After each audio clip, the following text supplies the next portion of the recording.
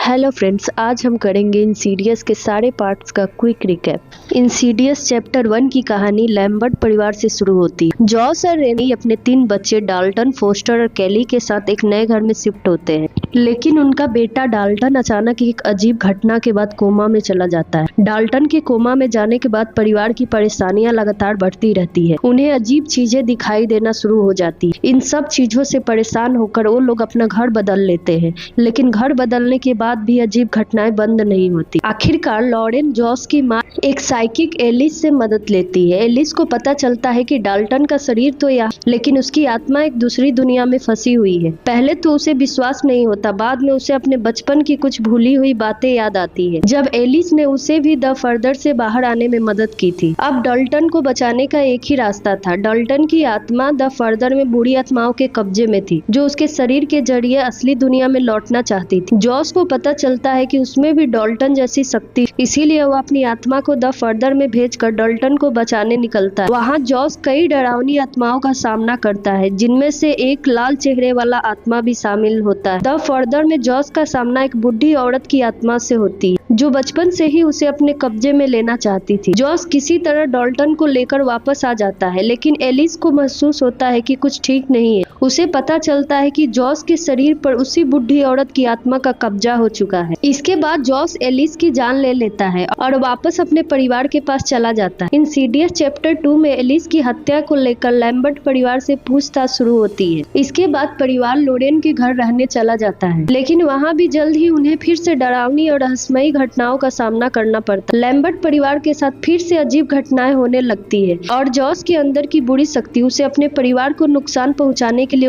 उकसाती रहती है। लोरेन रेनी से बच्चे को लेकर भागने को कहती है। बाद में पता चलता है कि जॉस पर कब्जा करने वाली बुढ़ी औरत असल में पार्कर क्रेन है, जो बचपन में काले कपड़े पहनती थी और उसे द ब्राइड इन ब्लैक कहा जाता था। कार्ल, एस्पेक्स और टक्कर जॉस को उससे बचाने की कोशिश करते हैं, लेकिन जॉस उन पर हमला कर देता है। कार्ल द फर्दर में पहुंच जाता है। वहाँ उसकी मुलाकात एलिस और असली जॉस से होती है। दूसरी तरफ जॉस अपनी फैमिली पे हमला करने लगता है, जिसे रोकने के लिए डाल्टन द फर्दर में जाकर अपने पिता की मदद करता है। द फर्दर में डाल्टन अपने पिता को बचाने की कोशिश करता है। वहाँ उन्हें पार्कर क्रेन की बचपन की सच्चाई पता चलती है। उसकी माँ मिशेल ने उसे बहुत परेशान किया था। आखिरकार एलिस छोटे पार्कर की मदद से मिशेल की आत्मा को खत्म कर देती है। इसके बाद ब्राइड इन ब्लैक का खतरा भी कम हो जाता है और डाल्टन अपने पिता जॉस को से द फर्दर से वापस ले आता है। आखिर में कार्ल अपनी शक्तियों की मदद से लैम्बर्ट परिवार की उन डरावनी यादों को फिर से भुला देता है। इसके बाद परिवार उन पुरानी घटनाओं को पीछे छोड़कर अपनी लाइफ में आगे बढ़ने लगता है। इंसीडियस चैप्टर 3 की कहानी पहले पार्ट की घटनाओं से करीब 3 साल पहले की है। इसमें एलिस की कहानी दिखाई जाती है, जो अपने पति के मौत के बाद साइकिक का काम छोड़ चुकी होती है। तभी एक लड़की क्वीन अपनी मरी हुई माँ से बात करने के लिए एलिस से मदद मांगती है, लेकिन एलिस मना कर देती है। इसके बाद क्वीन का सामना एक खतरनाक आत्मा the man who can't breathe से होता है और एक हादसे में वह घायल होकर व्हील चेयर पे आ जाती है। क्वीन के पिता सीन मदद के लिए स्पेक्स और टक्कर के पास जाते हैं, लेकिन जल्द ही उन्हें पता चल जाता है कि दोनों असल में फ्रॉड है। कार्ल के समझाने पर एलिस क्वीन की मदद के लिए तैयार हो जाती है। वह स्पेक्स और टक्कर को भी अपने साथ ले लेती है और द फर्दर में जाकर उस खतरनाक आत्मा का सामना करती है, लेकिन एलिस समझ जाती है कि क्वीन को खुद ही उस आत्मा को हराना होगा। आखिरकार क्वीन अपनी माँ की मदद से उस आत्मा को हरा देती है। क्वीन के बचने के बाद एलिस फिर से डेमनोलॉजी का काम शुरू करने का फैसला करती है और स्पेक्स, टक्कर उसके नए साथी बन जाते हैं। इंसीडियस द लास्ट की में एलिस, स्पेक्स और टक्कर की कहानी आगे बढ़ती है। तीनों को टेड गर्जा नाम का एक आदमी अपने ही घर में हो रही अजीब घटनाओं की जांच के लिए बुलाता है, लेकिन ये वही घर होता है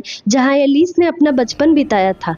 घर पहुंचते ही एलिस को अपने दर्दनाक बचपन की याद आने लगती है। उसके पिता का व्यवहार बहुत खराब था और उसकी माँ की मौत एक आत्मा की वजह से हुई थी। एलिस, स्पेक्स और टक्कर को पता चलता है कि टेड ने एक लड़की को घर में कैद करके रखा है और खुद को बचाने के लिए स्पेक्स उसे मार देता है। बाद में एलिस का भाई क्रिश्चियन अपनी बेटियों के साथ उसी घर में लौटता है। अभी कीफेस नाम का आत्मा मेलिसा पर हमला करके उसकी आत्मा को द फर्दर में फंसा देता है। मेलिसा को बचाते समय एलिस को पता चलता है कि उसके पिता गेराल्ड भी लड़कियों को घर में कैद करके रखते थे। अभी कीफेस एलिस को फिर से द फर्दर में खींच लेता है। इमोजन अपनी शक्तियों का इस्तेमाल करके एलिस और मेलिसा को वहाँ बचाने पहुँचती है। वहाँ उन्हें पता चलता है कि कीफेस ही गेराल्ड और टेड को अपने कब्जे में लेकर ये सब करवा रहा था। इमोजन एलिस को समझाती है कि उसे अपने पिता के लिए गुस्से गुस्से में आकर कीफेस को मजबूत नहीं होने देना चाहिए। तभी गेराल्ट की आत्मा एलिस को बचा लेती और बाद में आंड्रे की आत्मा भी उनकी मदद के लिए पहुंचती है। आंड्रे, एलिस और क्रिश्चियन की माँ द फर्दर से निकलते समय वो गलती से एक दरवाजा खोल देती है जिसके पीछे डाल्टन होता है। यही घटना आगे चलकर पहली इंसीडियस की कहानी से जुड़ जाती है। बाहर आने के बाद एलिस अपने भाई क्रिश्चियन से सुलह कर लेती है। अंत में लोरेन का फोन आता है जो डाल्टन को बचाने के लिए एलिस की मदद मांगती है। कई साल बाद जॉस अपनी माँ लोरेन की मदद के बाद काफी परेशान है और डाल्टन के साथ भी उसकी ज्यादा नहीं बनती। कॉलेज में डाल्टन को एक रहस्यमयी लाल दरवाजा दिखाई देता है और उसे अजीब अनुभव होने लगते हैं। वह अपनी रूममेट क्रिस के साथ मिलकर इसके बारे में पता करता है। इसी दौरान डाल्टन अपनी पुरानी एस्ट्रल प्रोजेक्शन की शक्ति को दोबारा महसूस करता है और उसका सामना उसी लाल चेहरे वाले आत्मा से होता है। धीरे धीरे उसे अपने बचपन की बातें याद आने लगती है। आखिर में वो फिर से द फर्दर में फंस जाता है। उधर जॉस को अपने पिता बेन की आत्मा दिखाई देती है। उसे पता चलता है बेन भी एस्ट्रल प्रोजेक्शन कर पाते थे। जब डाल्टन दोबारा द फर्दर में फंस जाता है तो जॉस उसे बचाने वहां पहुंचता है। डाल्टन को बाहर निकालने के बाद जॉस वहीं रुक जाता है ताकि लाल दरवाजा हमेशा के लिए बंद रह सके। वही डाल्टन असली दुनिया में लाल दरवाजे की तस्वीर को काले कपड़ों से ढक देता है। आखिर में जॉस अपने पिता बेन की मदद से वापस लौटता है और अपने परिवार के साथ रिश्ते सुधारने की कोशिश करने लगता है। आपको वीडियो कैसी लगी कमेंट में जरूर बताएं। अगर वीडियो पसंद आई हो तो लाइक करें और चैनल को सब्सक्राइब करें।